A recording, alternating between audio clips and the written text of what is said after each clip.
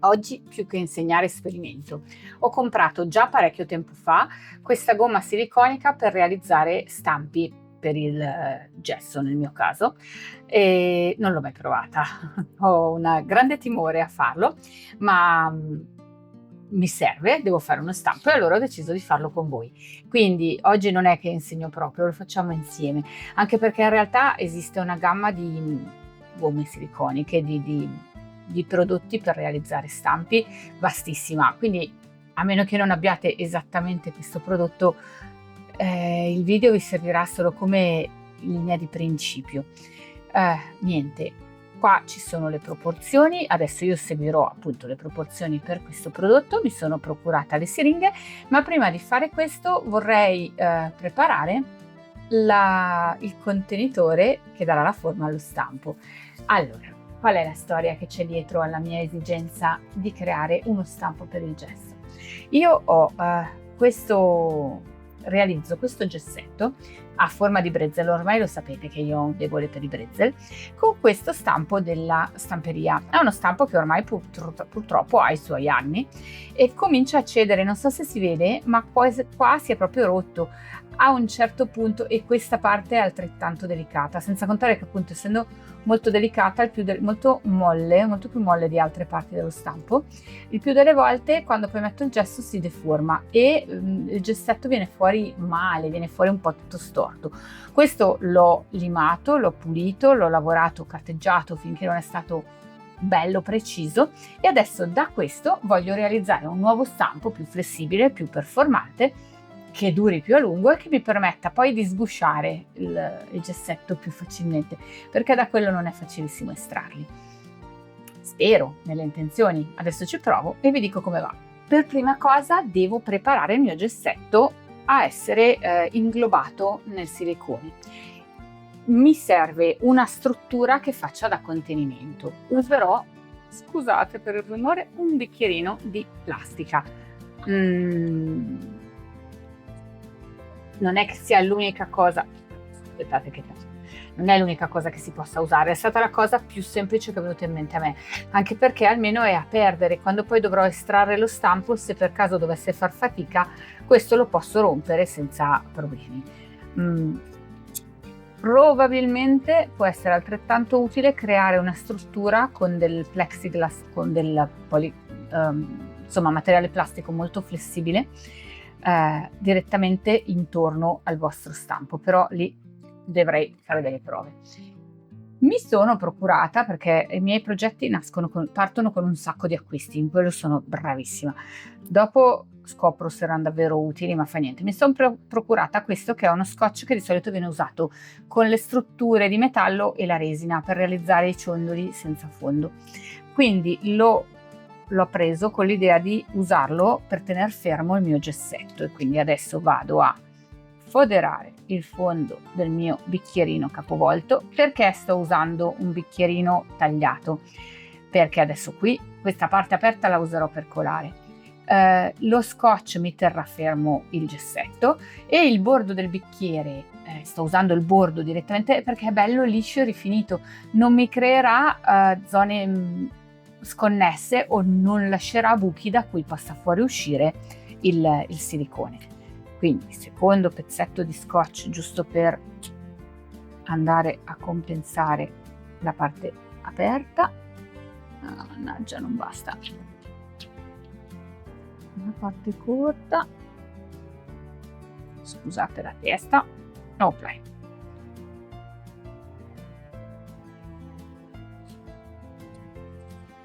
poi una volta lo proverò anche con la resina e vi dirò come va. Beh, ovviamente va fatto aderire bene, se no il rischio che il silicone voli fuori c'è sempre comunque. E niente, faccio aderire il mio gessetto con il lato bello rivolto verso l'alto al fondo del mio scotch. Bene, deve aderire bene. Di nuovo, perché non deve infiltrarsi il silicone al di sotto dello stampo. E questa parte dovrebbe essere fatta, ma questa era la parte facile. Adesso arriviamo alla parte che mi spaventa molto, che è la preparazione del silicone stesso. Ce lo ridà un po' purtroppo e a furia di star lì mi sono accorta che probabilmente è trasudato del materiale. Io spero che che vada bene. Onestamente, visto che l'ho comprato un po' di tempo fa e non l'ho mai fatto, se non dovesse andare bene questa prova non potrò dare la colpa al materiale, assolutamente no. Però speriamo che vada tutto per il meglio. Su entrambi i flaconi c'è scritto di mescolare bene prima di ogni prelievo e quindi qua mi sa che devo proprio aprire per mescolare. Si può provare. No, non si muove niente. Si stava muovendo, è vero. Si muove. Non sto usando i guanti perché dall'etichetta risulta che non dà problemi. Il catalizzatore potrebbe dare problemi. Ovviamente indica il peso di uno, le quantità di uno e dell'altro da mescolare perché la reazione avvenga correttamente.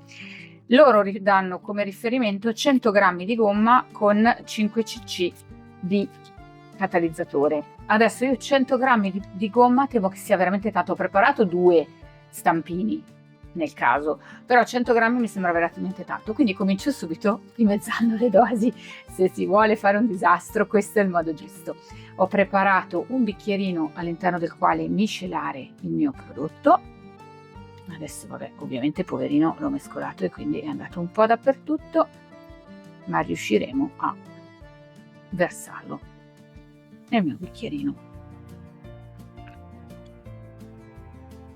Sì, non è che ha un buon odore, però non si sente particolarmente.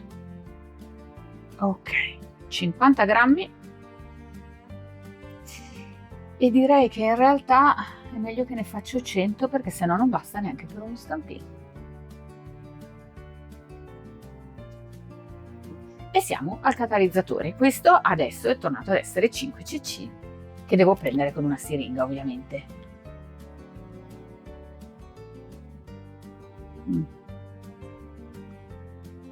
Che ci sono. Adesso dovrò miscelare bene il prodotto. Ho un tempo di lavorazione e un tempo per colare. Non si può, allora non va lavorato troppo poco, non va lavorato troppo a lungo, perché sennò il rischio è di perdere il versarlo, che ormai già non è già troppo denso. Quindi adesso con grande cura, ecco, a parte che era meglio non toccare con le mani, ovviamente subito io, con una palettina. Io ero partita con uno stecchino, ma in realtà l'indicazione è di usare una palettina perché può staccare meglio la gomma dal fondo e dalle pareti, perché in buona sostanza se la gomma non si miscela bene col catalizzatore dopo non addensa e non crea l'effetto elastico che serve in questo tipo di stampi. Io sto provando una gomma per fare stampi bidimensionali, non tridimensionali, o meglio, non vi so dire se questa va bene anche per stampi tridimensionali. Quando io l'ho selezionata pensando di dover fare uno stampo con 2 dimensioni, quindi mi raccomando, a seconda del tipo di stampo che dovete fare, questo sì ve lo posso dire, studiate molto bene il prodotto che state andando a scegliere, perché il prodotto giusto vi permette di realizzare uno stampo che funziona bene. Il prodotto sbagliato non è un cattivo prodotto, è un prodotto sbagliato. Se voi scegliete per uno stampo tridimensionale un silicone che va bene per stampi bidimensionali, quando non vi verrà lo stampo non sarà colpa della gomma, semplicemente è che quella non era quella giusta per quel lavoro. Spero di aver miscelato abbastanza a lungo e vado a versare il mio stampo. Devo versare uno strato abbastanza spesso da far sì, prima di tutto che intanto l'aria esca, quindi ci vuole un attimo prima di capire se quello che ho messo è sufficiente, ma che ci sia un fondo adeguato. Io quando poi andrò a togliere lo stampo devo essere sicura che la quantità di silicone, di materiale fra l'oggetto e la fine dello stampo sia consistente a sufficienza da garantirmi di versare il gesso e non vederlo deformarsi all'istante. Adesso io sto toccacciando e il mio gessetto è davvero vicino, quindi ancora un pochino lo aggiungo. Adesso provo a fare anche l'altro, spero che basti per tutte e 2. Intanto vedete che arrivano a galla le bolle. Aspettate che sposto. Ok, qua sopra, così si vede meglio. Adesso cercherò anche di farle uscire, quelle bolle. Ovviamente va un po' battuto, devono venire a galla. Ecco, verso anche il secondo, così poi mi occupo dell'aria inglobata. E adesso bisogna, vabbè, prima di tutto appunto va battuto un po' per far affiorare le bolle d'aria, quello sì, ma dopodiché bisogna aspettare un sacco di ore, adesso rileggo quante, ma è un processo lento, la catalizzazione richiede del tempo, quindi prima di poter sgusciare i nostri stampi e vedere se funzionano, ci vorranno parecchie ore, cercando di recuperare tutto, che piuttosto che buttarlo via è meglio nei nostri stampini. Se voi lavorate già con gomme semiliconiche per gli stampi, li fate, avete già delle strategie e delle certezze, mi raccomando poi scrivetecele qua sotto che almeno servono a tutte a non fare troppi danni. A me no, ormai i danni se li ho fatti, ma magari per le altre sono un aiuto. Adesso faccio una cosa che non si fa. Funziona. 18 ore perché io posso lavorarlo per un'ora, quindi in realtà il tempo è molto abbondante. In 18 ore finisce di essiccare, non è la parola corretta, vulcanizzare quella stima, no, mi faceva un po' troppo pretenzioso. Ci rivediamo e tra l'altro se riesco lo provo con voi.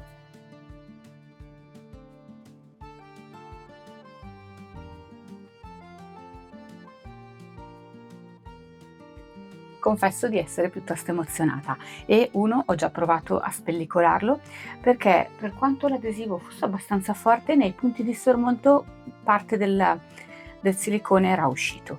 Allora questo sono riuscita a spellicolarlo bene, adesso proviamo con quello fondamentale. Non so se si vede in camera, ma vedete qua è sporco di silicone, qualcosa è passato fuori, però proprio poco. Ecco, questo ad esempio si fa più fatica dell'altro, l'altro si è staccato proprio benissimo l'adesivo. Però intanto lui ha addensato a dovere. Forse faccio prima a togliere, vabbè, almeno mi aiuta a sfilarlo dal bicchierino. Opla, via il bicchierino. Dal bicchierino si è staccato benissimo. Sono passate proprio giusto le 18 ore date dalla confezione, si poteva essere un pochino meno ansiosi e lasciargli più tempo. Ma poi io questo pomeriggio lavoro, il tempo ce l'ho adesso. Poi che dite, lo proviamo insieme? Opla. 1,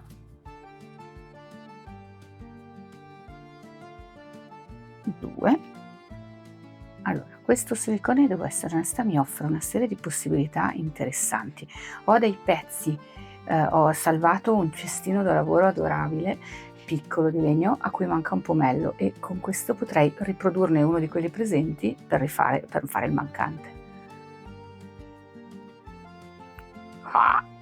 Bellissimo. Fantastica, non so perché avevo così paura di provare, produrrò stampi di qualunque cosa, bellissimi. Adesso li proviamo col gesso per capire se funzionano bene. Sono super gasata. Allora, io il gesso fin qua lo prendevo da Mema Hobby, mi sono sempre trovata benissimo. Questa volta devo provare, ho combinato un mezzo guaio, ma non tutto il male viene per nuocere. Devo provare un nuovo gesso della Stafil che sembra essere una bomba, ma per poterlo fare ho bisogno del marito prima a mezza giornata a casa e questo è un equilibrio che non si verifica mai. Quindi vabbè, per oggi andiamo con quello che conosco. Non ne preparo tantissimo, ma intanto devo provare anche alcuni stampi nuovi, questa è una gallinella e quindi approfitto e ne preparo un po'. Il gesso ceramico, io non sono brava, non ho una grande affinità col gesso ceramico, raramente mi viene davvero bene come dovrebbe, quindi non è una cosa che vi insegnerò io, ma quello che vi posso dire è che dovete essere precisi nelle quantità. Ogni gesso vi dà le indicazioni di quantità di polvere e quantità di acqua, dovete cercare di essere il più precisi possibile. Questa è l'unica accortezza che vi posso dare io.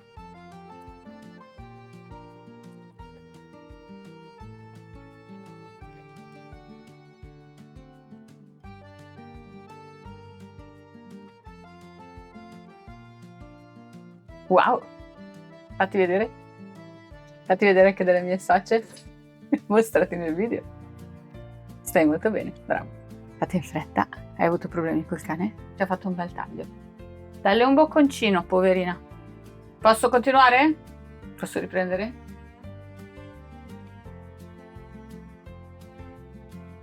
E adesso va mescolato con grandissima cura, davvero non deve esserci più nessun grumo. Spesso sull'etichetta è anche indicato per quanto tempo. Qua ad esempio c'è scritto per 2 minuti. Sembra una sciocchezza, ma vuol dire che per 2 minuti lui prima di tutto non soffrirà del fatto che aspettate 2 minuti prima di colarlo, ma che è davvero necessario miscelarlo per un tempo così lungo per ottenere un impasto cremoso e uniforme. Se no dopo si vede il punto dove c'è un grumo, non c'è niente da fare. Sono curiosa di provare quello nuovo. È ovvio che ad agitarlo tanto incorporate aria che non va bene, però va miscelato. Dopo piuttosto lo si batte un po' per far affiorare le bollicine d'aria ed eliminarle. Spero di averne fatto abbastanza. Farò il coniglio prima. E ci siamo. È venuto denso. Allora, il gesso è un materiale tremendo, risente dell'umidità, della temperatura. Io lo sbaglio tante volte, per quello che vi dico, non vi insegno a fare il gesso. Io mi concio sempre terribilmente male quando faccio il gesso. Tante volte poi il sotto lo carteggio per uniformarlo, però mi sento fiduciosa, mi piace moltissimo. E niente, adesso devo provare la mia gallinella, scusate.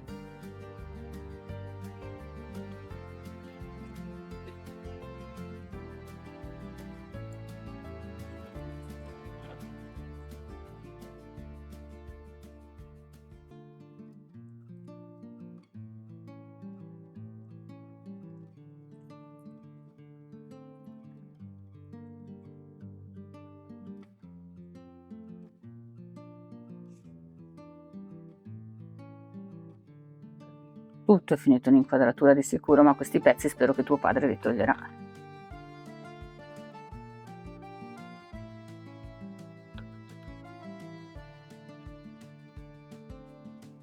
Lo sapete, è vero cosa si dice della gatta pressosa? Ma io sono tremenda, non ho pazienza. Allora, la gallina non la sguscio, anche perché è ancora bollente. Il gesso non essica perché l'acqua evapora, essica per una reazione chimica, ok? E questo è caldissimo. Invece i due piccolini, col fatto che sono piccoli, hanno già lavorato di più e quindi probabilmente li posso staccare, sgusciare dallo stampo. Questo vedete già si stacca bene. Io sono molto soddisfatta del lavoro di oggi. Se si rompe adesso non è colpa né del gesso né dello stampo, è colpa mia. Ah, perfetto. Perfetto, e con qualche bollicina ma poco. Le bolle sono la mia firma, non c'è niente da fare. Questo poi lo potrò lavare e viene via tutto, ok? Ma si stacca anche già, vedete, il gesso non rimane attaccato su questo materiale. Vediamo il mio amato Brezel, che temevo di non poter più rifare, ed è perfetto. Adesso, se volete, una piccola dritta su come rifinire invece il gessetto. Il retro dei miei stampini raramente sono precisi. Non so se si vede in camera, ma praticamente ha i bordi leggermente rialzati perché è la tensione dell'acqua. Io allora cosa faccio? Uso una carta vetra finissima ad acqua, ci metto sopra proprio l'acqua e con tanta pazienza carteggio i miei gessetti. Piano piano, io spero che si veda, va a ridursi il difetto. Se siete davvero precise lo portate a 0 e diventa bello liscio come la parte che è andata a contatto con lo stampo. Se no, se tanto siete sicure che questa parte non si vedrà, si vedranno due leggeri bordi, ma è una cosa con la quale si può fare pace. Ecco, vedete, adesso sono arrivata quasi dappertutto, qui ancora un po' segnato. Dopo il gessetto va comunque sciacquato e quindi lasciato asciugare ancora, soprattutto se volete profumarlo. Io non profumo il gesso, adesso devo imparare a colorare il gesso, ma tutto quello che aggiungo in miscela mi fa pasticci. Li profumo dopo, anche perché almeno scelgo in base alla stagione in cui lo uso la profumazione più adatta. Sul rovescio metto delle gocce di olio essenziale, cercando degli oli essenziali non troppo colorati, perché sennò potrebbero tingere tutto il gesso, perché penetrano, lo impregnano tutto e potrebbero colorarlo. Ok, adesso il mio gessetto è bello liscio davanti e dietro, vado a dargli una sciacquata e ci salutiamo. Quindi, per concludere, assolutamente soddisfatta del risultato e del prodotto. Io i ragazzi della Pro Chima li conosco da tanto, da loro prendo tutte le resine, sono riuscita ad andare anche a trovarli nello stabilimento, è stato un bel momento. Non è un video sponsorizzato, questo è tutto materiale che ho comprato. Ho detto una cosa scorretta, o almeno potenzialmente scorretta. Vi ho detto che questa è una gomma siliconica per stampi bidimensionali. Non è detto, bisognerebbe tornare al sito e controllare la scheda. Io so che ho cercato una gomma siliconica che andasse bene per stampi bidimensionali, non so dirvi, appunto non sono tornata a vedere e qui non è espressamente indicato se con questo riuscite a fare anche i tridimensionali o meno, magari sì. Posso dirvi che sono veramente soddisfatta del risultato. Da inesperta mi sono venuti 2 stampi che mi piacciono molto, che funzionano molto bene, adesso sono umidi perché li ho sciacquati. Il risultato del gessetto è esattamente quello che mi aspettavo. Non credo che valga la pena per fare da voi uno stampo che potete comprare, cioè comunque costa molto anche questo materiale, quindi se lo stampo c'è, secondo me conviene comprare lo stampo, ma a volte bisogna poter riprodurre delle cose dove lo stampo non c'è e in quel campo allora è il top. Certo che mi avete visto, offre comunque dei problemi, dovete poter isolare la parte, poi ovviamente imparando ci sono i sistemi per farlo anche senza staccare la parte dall'oggetto, però è un pochettino più laborioso di quello che mi avete visto fare. Io sono assolutamente soddisfatta.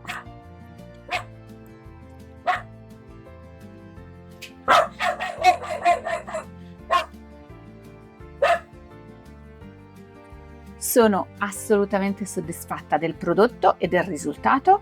Lo userò ancora, sono stata sciocca ad averne così paura e aspettare così tanto a farli e niente, fatemi sapere se voi conoscete altri materiali, se usate altre gomme siliconiche, se le avete già provate. Ci vediamo nei prossimi video.